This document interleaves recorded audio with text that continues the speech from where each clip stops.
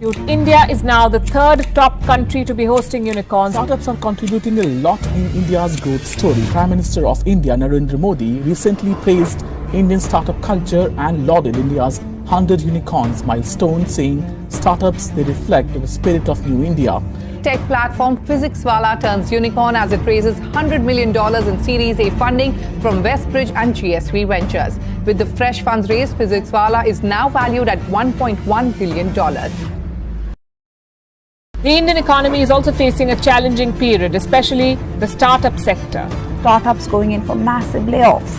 Now, the unicorn may be a mythical creature, but Indian and global startups are facing a host of challenges. Now the mood is changing. Indian startups are now staring at a long and gloomy winter.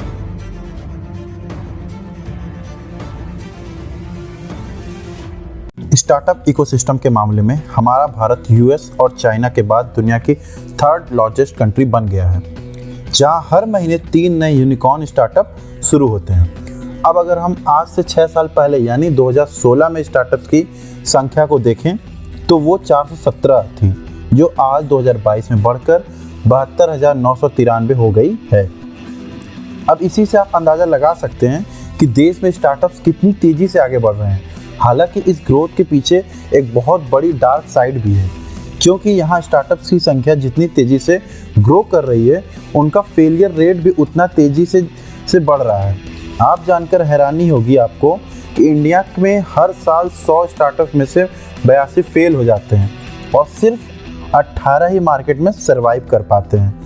तो आखिर क्या है in startups के fail होने की असली वजह, और क्यों कुछ एक्सपर्ट्स का मानना है कि आने वाले सालों में इंडिया के 90% से भी ज़्यादा स्टार्टअप्स बंद हो सकते हैं। आइए डिटेल में समझते हैं।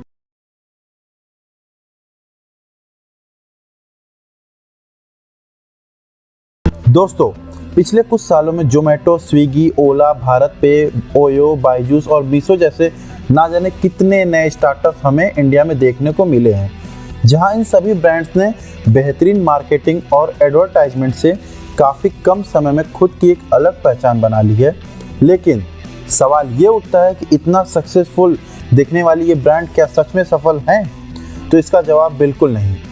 आपको जानकर हैरानी होगी कि बड़े बड़े स्टार्टअप जिन्हें आज हम सक्सेसफुल मानते थे, उनमें से ज़्यादातर हैवी लॉस फेस कर रहे हैं। और इन्हीं लॉस की वजह से अभी कुछ महीने पहले ओला ने अपने 2100 एम्प्लॉयज़, ब्लिंकिट ने अपने 1600 एम्प्लॉयज़, एकेडमी ने 1150 और व्हाइट हैट जूनियर ने 1000 एम्प्लॉयज़ को बाहर का रास्ता दिखाया है। इसके अलावा कास्ट24, मीशो, उड़ान और वेदांतु जैसे स्टार्टअप्स भी अपने एम्प्लॉयज़ की छटनी में लगे हुए हैं। कुल मिलाकर देखें तो पिछले कुछ महीनों में अलग अलग स्टार्टअप्स ने टोटल 17,604 एम्प्लॉयज़ को फायर कर दिया है और आने वाले टाइम में कंपनीज 60,000 और भी एम्प्लॉयज़ को नौकरी से निकाल सकती हैं, जो कि वाकई में अपने आप में एक बहुत बड़ा मैटर ऑफ कंसर्न है। लेकिन अभी भी अगर हम सोशल मीडिया या टीवी खोलकर देखें तो वहाँ धड़ाधड़ इन यूनिकॉर्न स्टार्टअप्स के ऐड दिखाई देते हैं और उनसे जुड़े सिर्फ पॉजिटिव न्यूज़ ही हर जगह हमें सुनने को मिलते हैं। यहाँ तक कि आए दिन इन कंपनीज को करोड़ रुपए की फंडिंग भी रिसीव होती है, जिसे देखकर कोई भी अंदाज़ा नहीं लगा सकता कि ये कंपनीज इस टाइम इतने भारी लॉसेस का सामना कर रही हैं। यहाँ तक कि 2021 में मीशो को 498 करोड़, ओला को टोटल 17,453 करोड़ रुपए और जोमेटो को 812 करोड़ और स्विगी को वहीं 1,616 करोड़ का भारी नुकसान झेलना पड़ा। यहाँ तक कि लॉस करने वाली कंपनी की लिस्ट में ओयो का नाम भी शामिल है, जिसे लास्ट फाइनेंशियल ईयर में एक ह्यूज अमाउंट 3,944 करोड़ का लॉस हुआ। अब आपने ये बहुत बार सुना होगा कि एडुटेक इंडस्ट्रीज, जो एडटेक इंडस्ट्रीज हैं, इस टाइम काफ़ी ट्रेंड में है। लेकिन अगर हम नंबर्स पर गौर करें तो पिक्चर कुछ अलग ही दिखाई देती है। अनअकैडमी, वेदांतु, बायजूस और अपग्रेड जैसे लगभग कितने सारे एडुटेक्स ज़बरदस्त लॉस में मिल रहे हैं और यही वजह है कि भारत में अब नए स्टार्टअप्स को इन्वेस्टर मिलने भी काफ़ी कम हो गए हैं। जापानीज़ कंपनी सॉफ्टबैंक, जो इंडिया का सबसे बड़ा इन्वेस्टर है, पिछले सालों से $26.2 बिलियन का बड़ा लॉस झेलना पड़ा उसे, जिसके बाद अब इस कंपनी ने इंडिया में पहले के मुकाबले सिर्फ आधा अमाउंट ही इन्वेस्ट करने का फैसला किया है। ठीक इसी तरह कई और इन्वेस्टर्स भी इंडियन स्टार्टअप में पैसा लगाने से कतराने लगे हैं।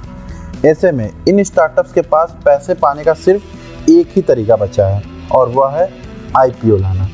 इसी वजह से पिछले साल कई यूनिकॉर्न अपनी खुद IPO स्टॉक मार्केट में लॉन्च करती हुई आपको दिखी होंगी। फॉर एग्जाम्पल 28 अक्टूबर 2021 को नाइका ने 1125 रुपये के प्राइस पर अपना IPO लेकर आया था, लेकिन पिछले एक साल के अंदर इसके शेयर्स प्राइस में 52.18% गिरावट देखने को मिली है।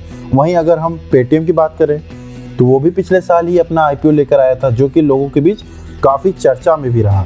लेकिन क्या हुआ, इसका भी स्टॉक प्राइस काफ़ी तेज़ी से नीचे गिरते हुए 67.87% डाउन चल रहा है।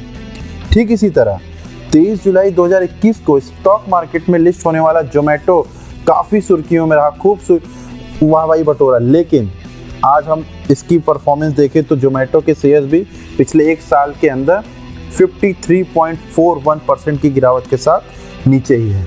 अब ओला और स्विगी और ओयो जैसे और भी कई कंपनीज अपना IPO लेकर आने वाली थी, लेकिन कुछ यूनिकॉर्न के स्टॉक मार्केट में लगातार खराब परफॉर्मेंस की वजह से इन कंपनियों ने अपने पैर पीछे खींचने में ही खुद की भलाई समझी। अब अगर हम बात करें कि आखिर इन स्टार्टअप्स के फेल होने की वजह क्या है, तो आपने भी देखा ही होगा कि चाहे जोमेटो हो या फ्लिपकार्ट, चाहे वो ओला हो या नाइका, ये एक के बाद एक नए ऑफर्स दिए जा रहे हैं और अपनी एडवर्टाइजमेंट पर दोनों हाथों से पैसे लुटाए रहे हैं। असल में इस तरह की कंपनियों का पहला मकसद एक बहुत बड़ा कस्टमर बेस क्रिएट करना होता है और इसके लिए वो अपने कस्टमर्स को एक से बढ़कर एक ऑफर्स का लालच देते रहते हैं।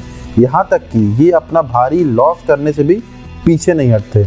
एक तरह से देखें तो ये जियो वाली स्ट्रेटजी अपना रहे हैं, जहाँ पर फ्री का लालच देकर पहले लोगों को अपने प्रोडक्ट या सर्विस का आदी बना लिया जाए और फिर उसके बाद उनसे प्रॉफिट कमाया जाए। ऐसे में कस्टमर्स भी इन फ्री की सर्विसेज को खूब एंजॉय कर रहे हैं। लेकिन कंपनीज के लिए प्रॉब्लम ये है कि जैसे ये ऑफर देना बंद करते हैं, वैसे ही लोग उनके प्रोडक्ट या सर्विस को खरीदना बंद कर देते हैं, क्योंकि ज़्यादातर यूनिकॉर्न बिजनेस उन्हीं आइडियाज़ पर ही काम कर रहे हैं जिस पर पहले से ही कई सारी कंपनीज मौजूद हैं।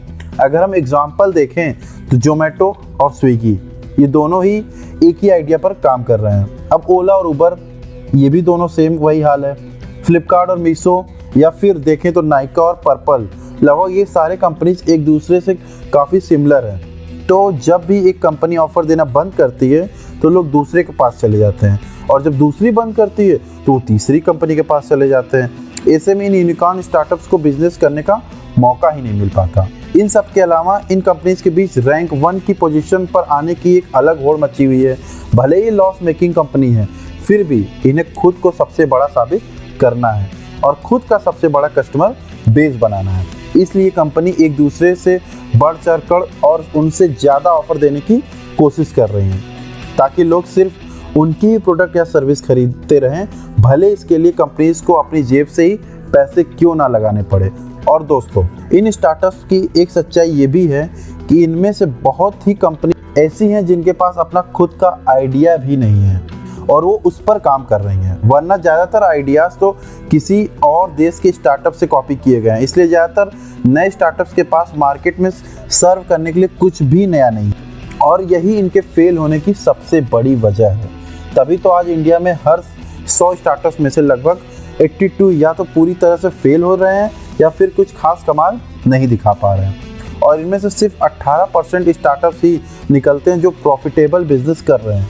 और दोस्तों, आप प्रॉफिट कमाने वाली कंपनीज में अगर देखें तो ग्रो, लेंसकार्ट और मामा अर्थ जैसे कुछ गिने चुने नाम ही शामिल होंगे। अब ऐसे में ये देखना वाकई काफ़ी दिलचस्प होगा कि लगातार घाटे में चल रही ये स्टार्टअप्स कुछ नया करके खुद को प्रॉफिटेबल बना पाएंगे या नहीं, फिर पूरी तरीके से या तो फेल हो जाएंगे।